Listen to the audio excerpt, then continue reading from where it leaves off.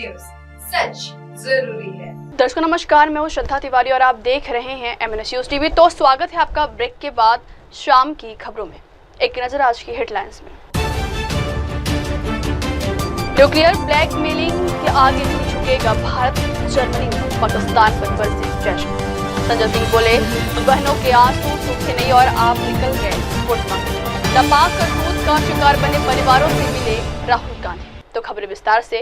Nuclear blackmailing के आगे नहीं झुकेगा भारत, जर्मनी में पाकिस्तान पर बरसे जयशंकर। ऑपरेशन सिंदूर के बाद भारत ने पाकिस्तान को कूटनीतिक स्तर पर घेरना शुरू कर दिया है। इसी बीच शुक्रवार को विदेश मंत्री एस जयशंकर ने जर्मनी में कहा कि भारत किसी भी न्यूक्लियर ब्लैकमेलिंग के आगे कभी नहीं झुकेगा। जयशंकर ने शुक्रवार को कहा है कि भारत आतंकवाद को बिल्कुल बर्दाश्त नहीं करेगा। विदेश मंत्री एस जयशंकर इन दिनों 3 देशों की यूरोप यात्रा पर हैं। उसके तहत जयशंकर शुक्रवार को जर्मनी में है। उन्होंने कहा है, मैं पहलगाम आतंकी हमले पर भारत की प्रतिक्रिया के तुरंत बाद बर्लिन आया था। मैं आपसे यह साझा करना चाहता हूं जो मैंने उस संबंध में विदेश मंत्री विडफुल को बताया। भारत आतंकवाद को बिल्कुल बर्दाश्त नहीं करता है। भारत कभी भी परमाणु ब्लैकमेल के आगे नहीं झुकेगा। भारत पाकिस्तान के साथ पूरी तरह से द्विपक्षीय तरीके से निपटेगा। संबंध में किसी भी तरफ कोई भ्रम नहीं होना चाहिए। विदेश मंत्री ने कहा है कि हर देश को आतंकवाद से खुद की रक्षा करने का हक है। जयशंकर ने कहा है कि भारत जर्मनी की इस समझ को महत्व देता है कि हर देश को आतंकवाद के खिलाफ खुद का बचाव करने का अधिकार है। Thank you very much. Let me begin by thanking Foreign Minister Vadeful Johan for this meeting so early in your tenure. We, in fact, had a conversation, if I remember right, on your very first day in office. And the Minister had called to express support as we were battling terrorism at that time. I want to emphasize that we deeply value the solidarity expressed by the German government during that period. Now, we all know that the world order is under considerable churn. The political uncertainty is as evident as the economic volatility. There are challenges which are posed by technology, especially AI, which are a matter of priority for all of us. And the answers lie in creating more resilient and reliable supply chains, and indeed in promoting deeper trust and transparency in the digital domain. All of this clearly rests on stronger economic and people-to-people linkages, and most important, a relationship led by a strong political commitment and strategic understanding. So it is with that perspective that Minister Vadeful and I approached our discussions today. Our talks address different dimensions of our bilateral cooperation. They range from trade, technology, and investment to defense, security, energy, sustainability, mobility of talent, and societal exchanges. I think the Minister has given some very specific examples of what we discussed. I don't want to repeat it, but I do want to tell him, assure him that the Indian community here, I'll be meeting the representatives tomorrow, has really a great deal of appreciation for the manner in which they are received in this country. I've met a few students, I'll probably be meeting a few more, and they too welcome the opportunities that they have in Germany. Now, apart from that, we exchange views on a wide range of issues, from our immediate neighborhood to global concerns and challenges. And I want to underline here that Germany for us is a really important partner. We cooperate from forums like the G4, which is dedicated to promoting UN reform, to the G20, where I think our delegations and indeed our ministers and our leaders have historically collaborated very closely. Earlier this morning, I had the honor of meeting Chancellor Merz and noting his strong commitment to elevating and expanding our strategic partnership. I also met with the Foreign and Security Policy Advisor, Dr. Soter, and the Economy and Energy Minister, Katarina Reisch. We had productive conversations, obviously, and I must also say that it was a pleasure yesterday to meet a cross-section of German parliamentarians, and I thank them for their consistent support for our ties. Germany, for India, is our largest economic partner in the European Union. In recent years, our cooperation has acquired many more facets and gained much stronger momentum. Our relationship has come a very long way, and you will note the logo behind me of 25 years of our strategic partnership. But let me also say that what lies ahead of us is a relationship much stronger, much deeper, much closer. While deeply valuing this bilateral dimension, we also recognize Germany's crucial, I would say invaluable role in shaping our larger relationship with the European Union. On that front too, there is a lot that is happening. Again, the Minister spoke about it. And especially after the visit to India of the EU College of Commissioners in February 2025, we think today that there's a new energy and a new enthusiasm in taking that relationship forward. I come to Berlin in the immediate aftermath of India responding to the Pahalgam terror attack. Let me share with you what I conveyed to Minister Wadeful in that context. India has zero tolerance for terrorism. India will never give in to nuclear blackmail. And India will deal with Pakistan purely bilaterally. There should be no confusion in any quarter in that regard. We also value Germany's understanding that every nation has the right to defend itself against terrorism. So once again, Minister Wadeful, Johan, thank you for the hospitality, for the very good discussions. I thank you all for your attention, and I'd be happy to take questions. Thank you excellency. बढ़ती अगली खबर की ओर। संजय सिंह बोले, बहनों के आंसू सूखे नहीं और आप निकल गए वोट मांगे। पीएम मोदी ने पिछले दिनों राजस्थान में कहा है कि मेरी नसों में गर्म सिंदूर बह रहा है। पीएम मोदी के इस बयान पर तमाम विपक्षी दल उन्हें सिंदूर का सौदागर कहकर तंज कस रहे हैं।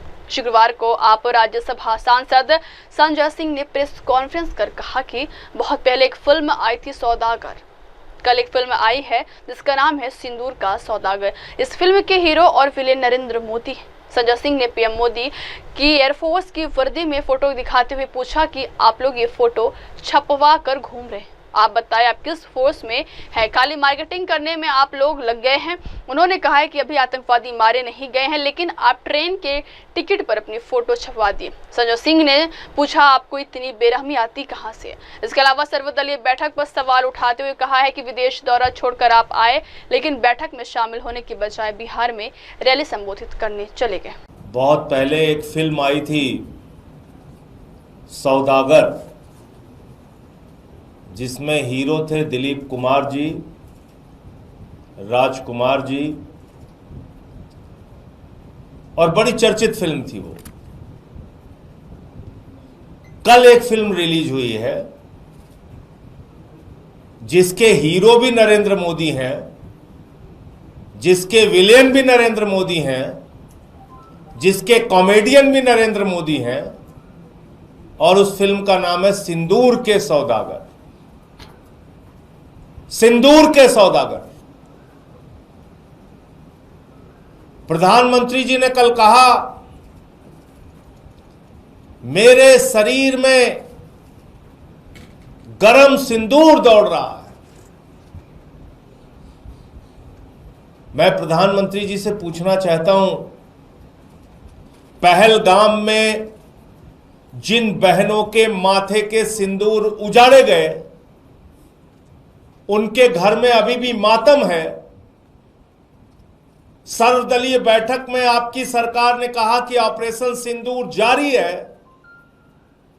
अभी भी वो खूंखार दरिंदे आतंकवादी जिन्होंने हमारी बहनों के सिंदूर पहलगाम में उजाड़े, वो पकड़े नहीं गए। और आप लाइट कैमरा एक्शन रैली में सभा सिंदूर के सौदागर बन गए। फिल्म रिलीज कर दी आपने। उन बहनों के घर में मातम है और आप निकल पड़े पूरे देश में। ये फोटो छपवा के सेना में किस पद पे आप काम करते हैं मोदी जी? आप कर्नल हैं, ब्रिगेडियर हैं, सेना के अध्यक्ष हैं, क्या हैं आप? खाली मार्केटिंग करने में लग गए। ये पोस्टर छपवा रहे हैं आपके लोग पूरे देश में। और तो और छोड़िए, शर्म आती है। अभी ऑपरेशन सिंदूर खत्म नहीं हुआ, वो आतंकवादी मारे नहीं गए जिन्होंने पहलगाम में बहनों के सिंदूर उजाड़े थे। उसके पहले ही आपने रेलवे के टिकट पे ऑपरेशन सिंदूर के साथ अपनी फोटो बनवा ली। रेलवे के टिकट पे प्रचार करने लगे। प्रधानमंत्री जी, इतनी बेरहमी आपको आती कहां से है? हर चीज में वोट का फायदा लेने की सोच आपके मन में आती कहां से है? और बड़ी अजीब हालत है इस पूरे घटनाक्रम को अगर हम लोग देखें। पहलगाम में 26 लोग मारे गए, बहनों के सिंदूर उजड़े माथे के। प्रधानमंत्री जी यात्रा छोड़ के आए, सर्वदलीय बैठक थी दूसरे दिन, सारे दलों के लोग मौजूद थे।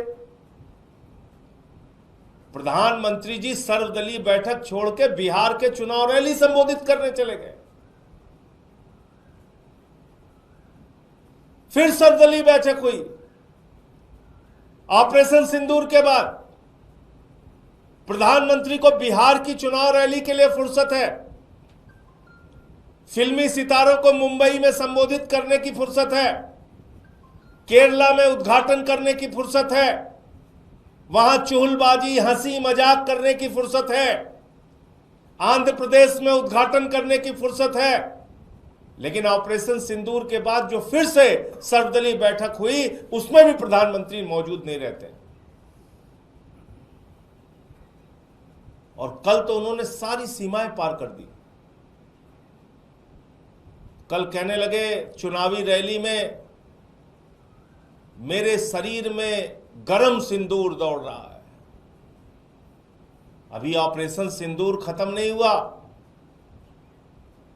वो खूंखार दरिंदे आतंकवादी कहां हैं मोदी जी? पूरा देश आपसे पूछ रहा है, जिन्होंने पहलगाम में बहनों के सिंदूर उजाड़े। आप कह रहे हैं आपने सबको मिट्टी में मिला दिया। हमारी भारतीय सेना ने बहादुरी से 9 कैंप उजाड़े, 100 से ज्यादा आतंकवादियों को मारा, उनके सहयोगियों को मारा, पाकिस्तान के हमले का मुंहतोड़ जवाब दिया। ऐसे समय में जब हम पीओके पे कब्जा कर सकते थे, पाकिस्तान को बलूचिस्तान के नक्शे से मिटा सकते थे, बलूचिस्तान को अलग कर सकते थे, बांग्लादेश की तरह एक बलूचिस्तान अलग देश बना सकते थे, पीओके पे कब्जा कर सकते थे, ऐसे समय में आपने अमेरिका के राष्ट्रपति ट्रंप के कहने पर सीज फायर घोषित कर दिया, लड़ाई रोक दी आपने। और वो एक बार नहीं, 2 बार नहीं। कुछ अंधभक्त बीच में चिल्लाने लगे थे, अरे ट्रंप ने अपना बयान बदल दिया, बयान बदल दिया। अभी कल फिर उसने बयान दिया, 5 बार उसने बयान दिया कि व्यापार बंद करने की धमकी देकर मैंने भारत और पाकिस्तान के बीच की लड़ाई रुकवा दी। 5 बार उसने कहा ये। और आपकी घोषणा से पहले नरेंद्र मोदी जी मैं फिर दोहरा रहा हूं, ये सीज फायर की घोषणा किसी और की नहीं, ये लड़ाई रोकने की घोषणा किसी और की नहीं, भारत के प्रधानमंत्री नरेंद्र मोदी की घोषणा है। विक्रम मिश्री जी के तो मुंह से कहलवाया गया, सिर्फ किसी को कोई कंफ्यूजन नहीं होना चाहिए। ये फैसले राजनीतिक नेतृत्व लेता है। तो ट्रंप के कहने पर व्यापार बंद करने की धमकी, जो उसका दावा है, आपने सीज फायर कर दिया। अभी तक आपने उसकी बात का खंडन नहीं किया। क्या भारत के स्वाभिमान और सम्मान का, क्या भारत के संप्रभुता का, क्या भारत के गौरव का फैसला अब ट्रंप करेगा, अमेरिका का राष्ट्रपति करेगा? भारतीय सेना के भविष्य का फैसला अमेरिका के राष्ट्रपति ट्रंप करेंगे। और वो कह रहा है व्यापार बंद करने की धमकी दी, तो पाकिस्तान के साथ कौन सा उसका व्यापार है? जो भी व्यापार है वो हिंदुस्तान के साथ है। जिस देश में 144 करोड़ उपभोक्ता रहते हैं, उस देश के लोगों को डरना है क्या? जो दुनिया का सबसे बड़ा लोकतंत्र है, उसे डरना चाहिए क्या व्यापार बंद करने की धमकी के नाम पे? जो दुनिया की 5वीं बड़ी अर्थव्यवस्था है, उसको क्या व्यापार बंद करने की धमकी के नाम पे डरना चाहिए? इन बातों का आपने कोई जवाब नहीं दिया प्रधानमंत्री जी। हाँ, फिल्म रिलीज जरूर कर दिया, ऑपरेशन सिंदूर के पोस्टर जरूर लगवा दिए आपने पूरे देश में। आपकी पार्टी वाले प्रचार जरूर कर रहे हैं। आपको सेना का ब्रिगेडियर, कर्नल, सेना अध्यक्ष पता नहीं क्या बना दिया है। चश्मा उस्मा पहन के, टोपी लेके आप निकल पड़े हैं। अब पूरे देश में कह रहे हैं बहनों के सिंदूर उजड़ गए, बस एक वोट दे दो।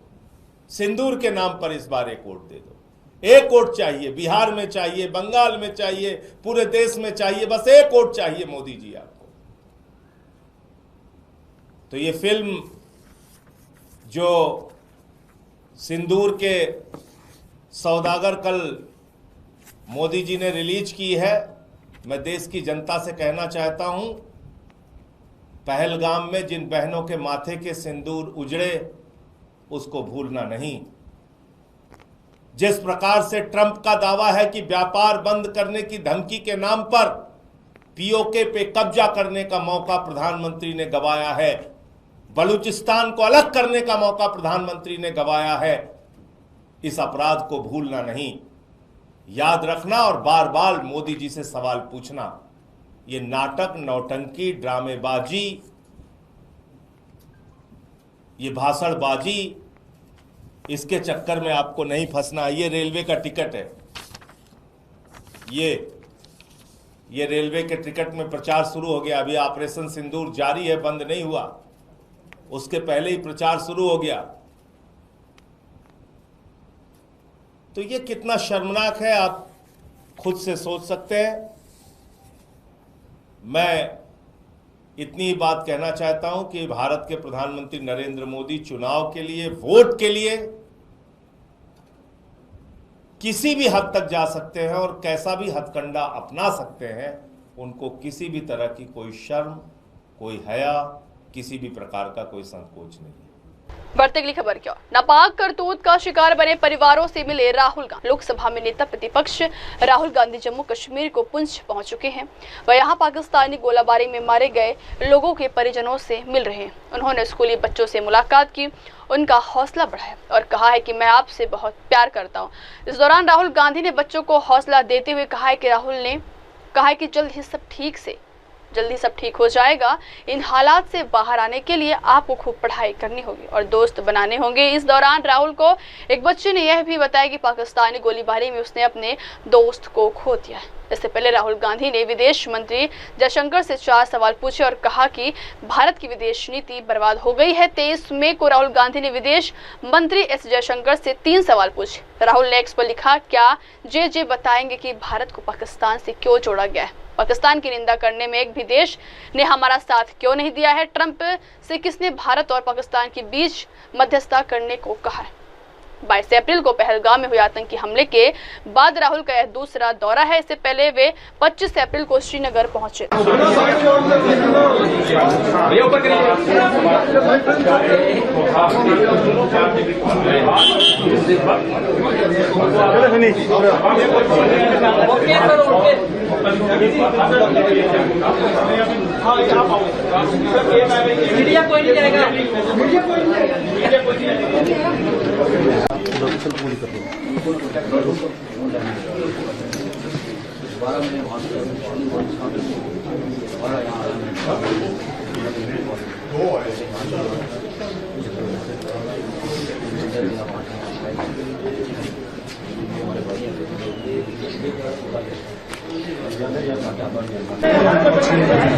Some of the students from which students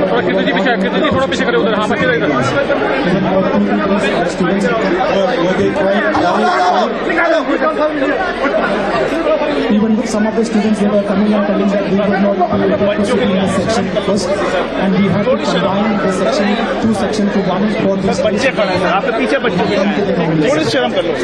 done. Now slowly भैया आप थोड़ा उधर आ जाइए। हाँ मैं अंदर सर अंदर थोड़ा सा इसको पीछे कर। This is for many of the kids, it is the first time they are hearing this kind of shelling sound in the entire. Now you've seen a little bit of danger. You've seen a little bit of a frightening situation, but don't worry, everything will come back to normal.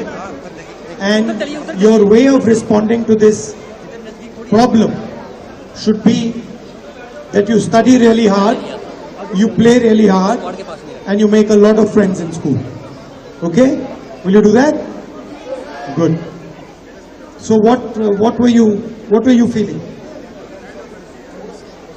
You lost your little friends. I'm very sorry about that.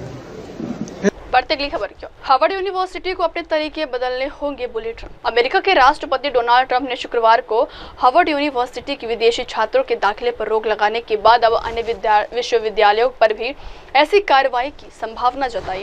White house में पत्रकारों द्वारा इस बारे में पूछे गए सवाल पर जवाब देते हुए ट्रंप ने कहा है कि हम इस पर गौर करेंगे। हार्वर्ड को अरबों डॉलर दिए गए, उनके पास 52 अरब डॉलर का एंडोमेंट है। हमारा देश अरबों डॉलर खर्च करता है, स्टूडेंट लोन देता है। हार्वर्ड को अपने तौर तरीके बदलने होंगे। बता दें कि ट्रंप प्रशासन ने गुरुवार को हार्वर्ड यूनिवर्सिटी को student and exchange visitor programme यानी कि SEVP की मान्यता रद्द। वही वाशिंगटन DC अमेरिकी परमाणु ऊर्जा को बढ़ावा देने के आदेश पर हस्ताक्षर करने के बाद अमेरिकी राष्ट्रपति डोनाल्ड ट्रंप ने कहा है कि बहुत सुरक्षित और स्वच्छ, हम इसे बहुत तेजी से और बहुत सुरक्षित तरीके से प्राप्त करने जा रहे हैं। हम लोगों को अंदर और बाहर लाने जा रहे हैं। यह परमाणु ऊर्जा का समय है और हम इसे बहुत बड़े पैमाने पर करने जा रहे हैं। They have tremendous shut-off power and other powers that, and very redundant, as I understand it, like at a level that nobody's ever seen before. So it's safe. And we're going to do a lot of the small ones, and we're going to do some of the big ones. But yeah, very safe and clean. Let's keep it on this for a little while. Let's keep it on the nuclear, and then if you want to ask something else, which you might, we'll do that. On nuclear, Mr. President. Yeah, please. What did you say to folks who are concerned that speeding up licensing or even doing fuel processing raises safety and proliferation? Yeah, we're going to get it very fast, and we're going to get it very safe, and we're going to get the people in and out. And they're going to do plants. In many cases, they'll do 3 or 4 smaller ones and put them together. That's what France has done. France has done a good job of this for years. And they, as I understand it, they had basically one plan. And if they needed more, they'd do 3 or 4 or 5 of them. I don't know, we have to go that far, but, you know, there's something about building one big one. But we'll build the big ones, too. We're going to have, I think I would say we'll be second to none, because we're starting very strong. But it's time for nuclear, and we're going to do it very big. Yeah, please. Are you considering stopping other universities besides Harvard from accepting foreign? Well, we're taking a look at a lot of things, and as you know, billions of dollars has been paid to Harvard. How ridiculous is that? Billions. And they have $52 billion as an endowment. They have $52 billion. And this country is paying billions and billions of dollars and then gives student loans and they have to pay back the loans. So Harvard's going to have to change its ways. And so are some others. बढ़ती अगली खबर क्या? पाकिस्तान, तुर्की और बांग्लादेश के संस्थानों के साथ शैक्षणिक संबंध तोड़ने की अपील। दिल्ली भारतीय विश्वविद्यालय संघ ने 15 मई को देश भर के कुलपतियों को पत्र लिखकर पाकिस्तान, तुर्की और बांग्लादेश के संस्थानों के साथ शैक्षणिक संबंध तोड़ने का आग्रह किया था। AIU के महासचिव पंकज मित्तल कहते हैं, हमारे सशस्त्र बल सीमाओं पर लड़ रहे हैं, हमें शिक्षाविदों को विश्वविद्यालयों में भी लड़ना चाहिए। बांग्लादेश और तुर्की जैसे कुछ देशों ने पाकिस्तान का समर्थन किया है, इसलिए हमने 15 मई को सभी विश्वविद्यालयों को पत्र लिखकर उनसे बांग्लादेश और पाकिस्तान के साथ किए गए सभी समझौता ज्ञापनों को रद्द करने की अपील की। दुश्मन देशों के साथ शैक्षणिक संबंध रखने का कोई मतलब नहीं है। कई विश्वविद्यालयों ने अपने समझौता ज्ञापनों को रद्द कर दिया है। तो एजुकेशनल टाइज हैं, जो शैक्षणिक संबंध है इन तमाम देशों के साथ, चाहे वो बांग्लादेश हो, तुर्की हो या फिर पाकिस्तान हो, उसको तत्काल प्रभाव से खत्म किया जाना चाहिए। ये लेटर लिखने के पीछे क्या कारण रहा? क्या जो पाकिस्तान और भारत के बीच में इतना टेंशन बढ़ा, फिर अंडरस्टैंडिंग सीज की गई, तो क्या ये भी कारण था? आप लोग जानते हैं कि 22 अप्रैल को पहलगांव में एक टेररिस्ट अटैक हुआ था जिसमें 26 सिविलियंस की जान चली गई थी और बहुत सारी औरतों का सिंदूर मिट गया था। उसी के रिस्पांस में हमारे honourable prime minister Shri Narendra Modi ji ने ऑपरेशन सिंदूर शुरू किया 6 और 7 मई को, और हमने टेररिस्ट कैंप्स पे अटैक किया। हमारी सेना लड़ रही है बॉर्डर पे, हमें लगा कि हम एकेडमिशियंस को भी लड़ना चाहिए जिस जगह पे हम रहते हैं, मतलब यूनिवर्सिटीज में। और यूनिवर्सिटीज में हमने देखा कि बहुत सारे MOU साइन होते हैं इंटरनेशनल यूनिवर्सिटीज के साथ, पर कुछ देश जैसे कि पाकिस्तान, बांग्लादेश, टर्की, इस तरह के देश हैं जिन्होंने सपोर्ट किया पाकिस्तान को, और स्पेशली टर्की ने तो पाकिस्तान को बहुत सपोर्ट किया।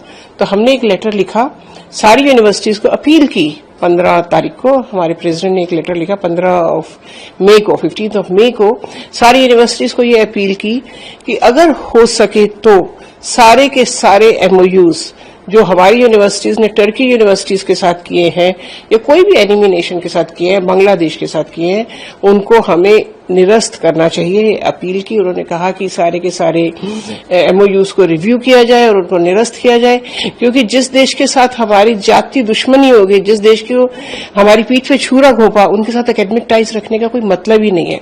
और हम वसुधैव कुटुंबकम की बात करते हैं, 1 नेशन 1 वर्ल्ड 1 फैमिली की बात करते हैं, और ऐसे में अगर जो देश हमारे देश के साथ MOUs करके और पीछे से सपोर्ट करें अगर पाकिस्तान जैसे देश को, जो कि टेररिस्ट हमारे देश में भेजता है, तो हमने सोचा कि हमें जरूर उनके सारे टाइज को ब्रेक करना चाहिए। तो इसीलिए हमने एक लेटर सारी यूनिवर्सिटीज को भेजा कि वो उनको अपील किया गया कि आप सारे MOUs को निरस्त करें, और काफी यूनिवर्सिटीज ने निरस्त भी किए, जैसे कानपुर यूनिवर्सिटी ने निरस्त किया, JNU ने किया, चंडीगढ़ यूनिवर्सिटी ने किया, LPU ने किया, जामिया मिलिया यूनिवर्सिटी ने किया, मानू हैदराबाद में, मतलब नॉर्थ से लेकर साउथ तक सभी ने किया, और बहुत सारे IITs ने भी किया, IIT रुड़की ने भी किया, IIT बॉम्बे ने भी किया।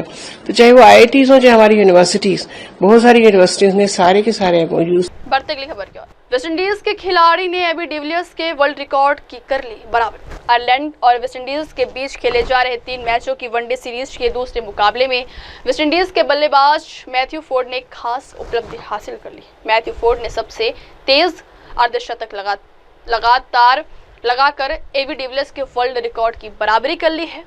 फोर्ड ने महज 16 गेंदों में अपना अर्धशतक पूरा किया और इतिहास रच दिया। वो सबसे तेज अर्धशतक लगाने वाले संयुक्त रूप से पहले बल्लेबाज बन गए। 23 वर्षीय क्रिकेटर फोर्ड नंबर 8 पर बल्लेबाजी करने उतरे और सिर्फ 16 गेंदों में 50 रन का आंकड़ा पार कर लिया।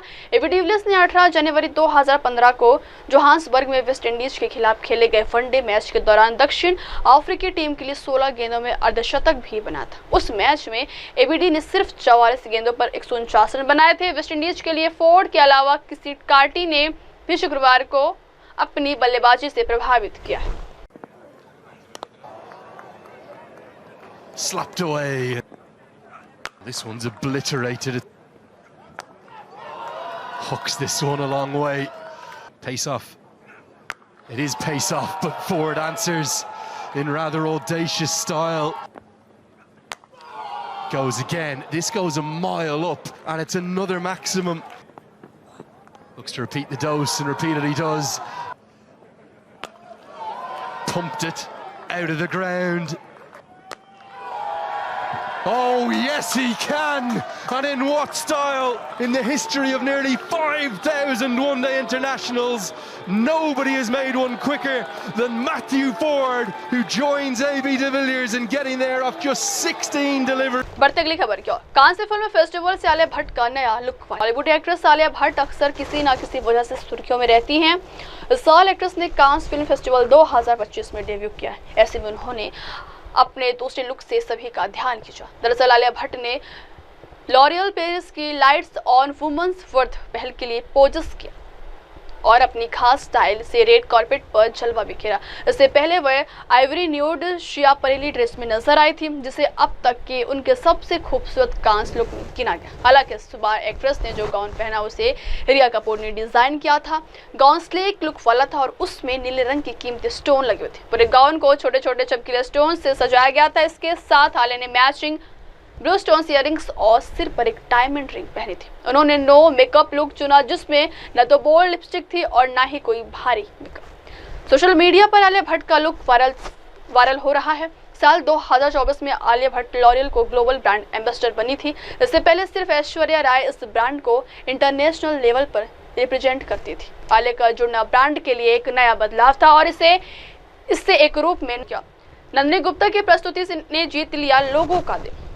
72वीं मिस वर्ल्ड 2025 प्रतियोगिता में हाल ही में हुए टैलेंट राउंड ने दर्शकों को मंत्रमुग्ध कर दिया है। इस राउंड में दुनिया भर की कंटेस्टेंट ने अपने अपने टैलेंट से सबको प्रभावित किया है। जहां किसी ने पियानो बजाया तो किसी ने डांस किया, लेकिन जो प्रस्तुति सबके दिलों में उतर गई वह भारत की नंदिनी गुप्ता की गरबा परफॉर्मेंस थी। उन्होंने कहा, गरबा केवल डांस नहीं है, ये एक भक्ति का उत्सव है। इसमें एकता, जीवन और समुदाय की भावना बसती है। नंदिनी का डांस सिर्फ एक प्रस्तुति नहीं था, बल्कि दर्शकों को भारतीय परंपराओं की गहराई से जोड़ने वाला अनुभव था। उनकी प्रस्तुति को खास बनाने में मशहूर कोरियोग्राफर संदीप सोपारकर की भूमिका अहम रही। उन्होंने गरबा को इस तरह कोरियोग्राफ किया कि उसमें पारंपरिक रंग भी दिखा और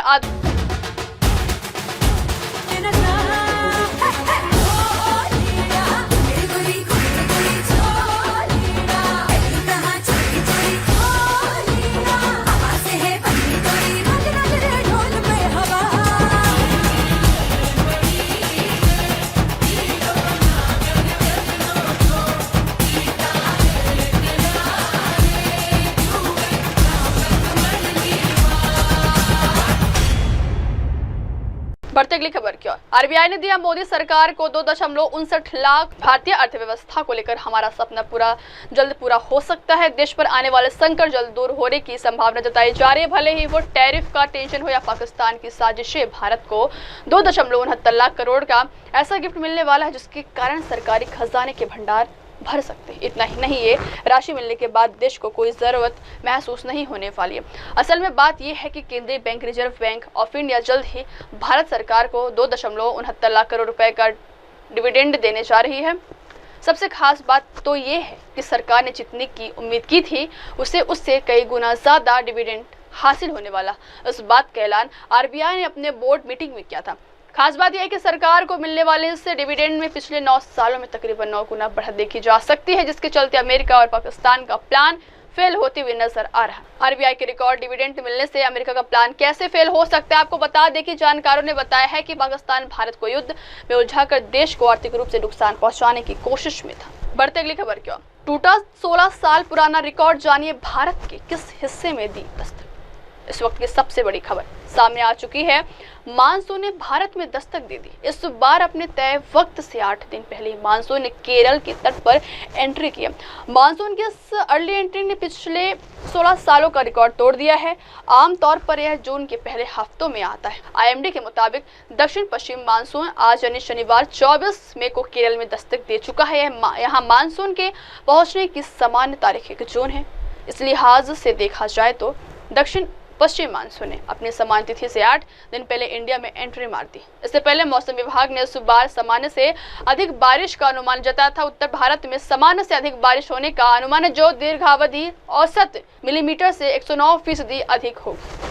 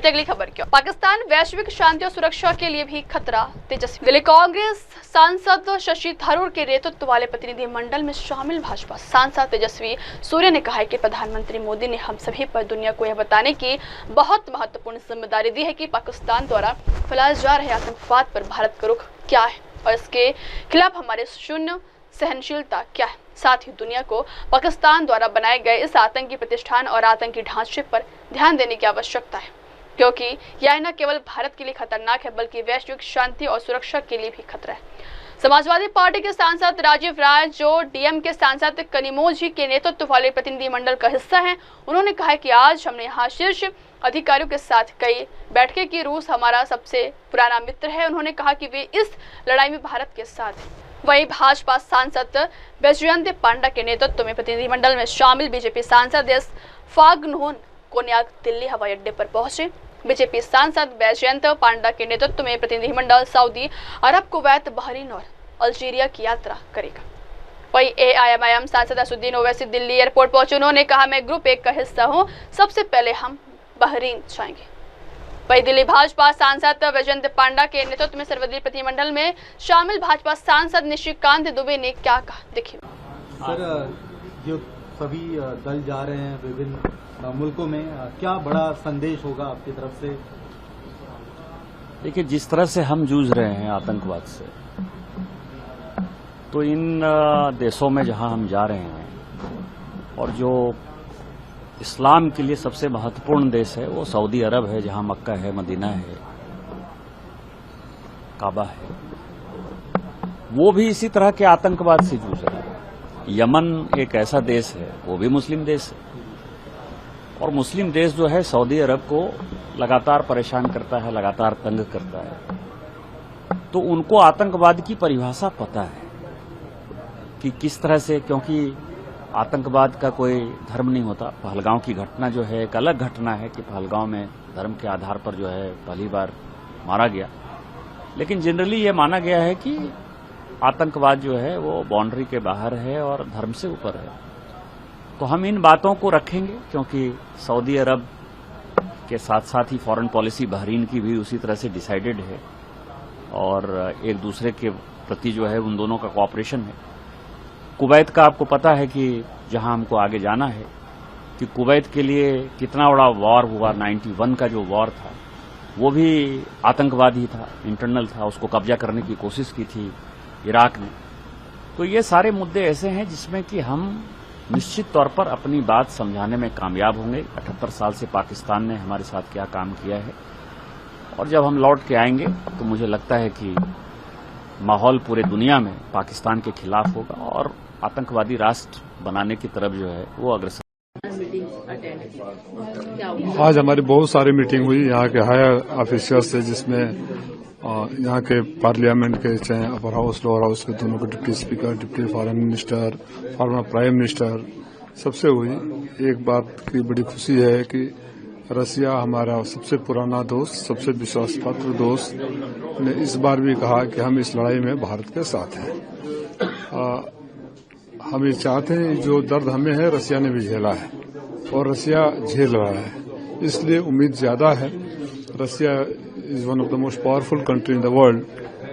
तो दुनिया में जब तक पाकिस्तान को, और पाकिस्तान को जब मैं कहता हूं तो पाकिस्तान में आतंकवादी,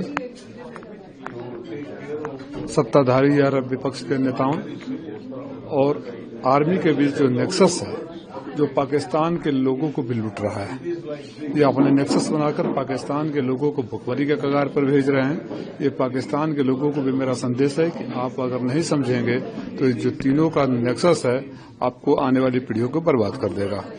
दुनिया के हर फोरम पर रसिया ने साथ देने का वादा किया है और हमारा लक्ष्य होगा। ऑपरेशन सिंदूर में जो कुछ भी हुआ वो एक रिएक्शन था, सिम्टम और डायग्नोसिस। डायग्नोसिस ये है कि उसकी जड़ जहां पाकिस्तान में है, उसको जड़ को जब तक खत्म नहीं करेंगे, वहां के टेररिस्ट कैंप्स को डिसमेंटल नहीं करेंगे, पाकिस्तान को इस बारे में मजबूर नहीं कर देंगे कि ऐसे लोगों से दूरी बनाकर रखे, तब तक पाकिस्तान, और मैं हमेशा कहता रहा हूं कि जो देश ये समझते हैं कि भारत में आतंकवाद होगा तो भारत का और पाकिस्तान के बीच का है, उनके यहां होगा तो आतंकवाद है, इस सोच को बदलने की जरूरत है। तमाम देशों में, क्या मैसेज? देखिए, हम ग्रुप 1 में है, जिसके इसको हेड कर रहे हैं जय पांडा साहब। तो आप जानते हैं कि हम लोग 4 ममालिक, 4 कंट्रीज को जा रहे हैं। पहले बहरीन को, उसके बाद कुवैत, फिर किंगडम ऑफ सऊदी अरेबिया और आखिर में अल्जीरिया को। तो अब जाहिर है जो पहलगाम का वाकया हुआ, दर्दनाक वाकया, और जो पिछले कई बरसों से आप और हम जानते हैं कि हमारे पड़ोसी देश पाकिस्तान अपने ही मुल्क से टेररिस्ट कैंप्स को चलाता है, उसकी सरपरस्ती करता है, उसको सपोर्ट करता है, और फिर ये लोग हमारे मुल्क में आकर यहाँ पर टेररिस्ट एक्टिविटीज करते हैं। तो इन्हीं चीजों को हम इन 4 कंट्रीज में जाएंगे और उनके सामने रखेंगे। सर, इस बार honourable prime minister of India has placed on all of us a very important responsibility of communicating to the world India's position on Pakistan emanating terror, our zero tolerance against it, and why the world needs to take note of this terror establishment, terror infrastructure that Pakistan has created, because it is not only dangerous for the country, that is India, but is also a threat to global peace and security. Since its inception, since its birth, Pakistan has orchestrated a series of terror attacks against India, starting with the war of 1947. The most recent Pahalgam attack is a reminder of Pakistan's dastardly and barbaric terror activities that they have unleashed against India. Pakistan has also given safe haven to multiple terror organizations and leaders of these terrorist groups, including Osama bin Laden. It is beyond reasonable doubt to the whole world that Pakistan today is a terror exporting state, and the world needs to take note of this. It is to communicate this all-important message against Pakistani terror attacks, and also communicate to the world India's message of hope and peace, and India's message of democracy and strength and in plurality, that this delegation is headed to multiple countries.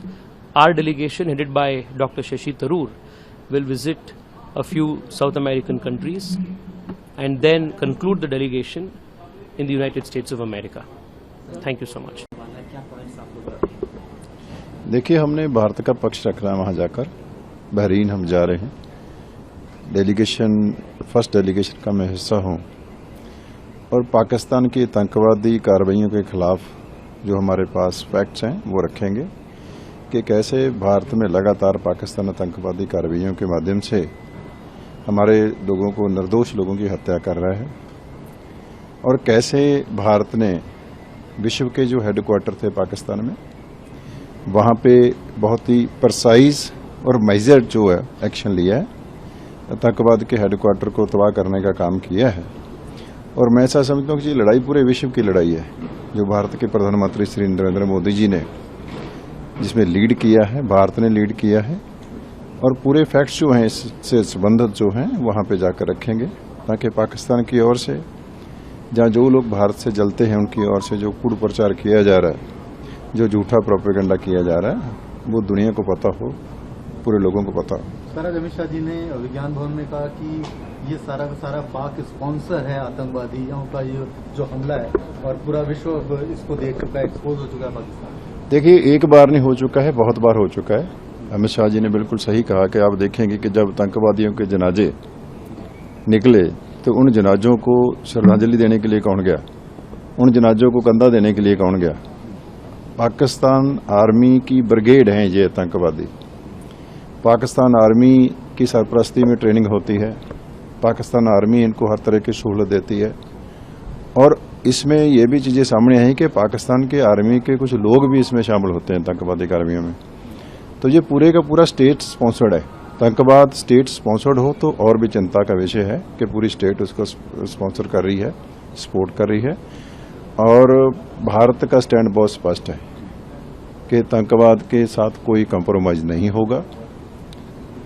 पहले ही प्रधानमंत्री जी ने बोला था, जब पहलगाम कांड हुआ, जब हमारे निर्दोष लोगों की हत्या हुई, जब हमारी बेटियों के सिंदूर को मिटाने की कोशिश की, तो तभी प्रधानमंत्री जी ने कहा था कि इन आतंकवादियों को, जो इनके पीछे लोग, उनको मट्टी में मिलाएंगे, और वैसा ही किया है।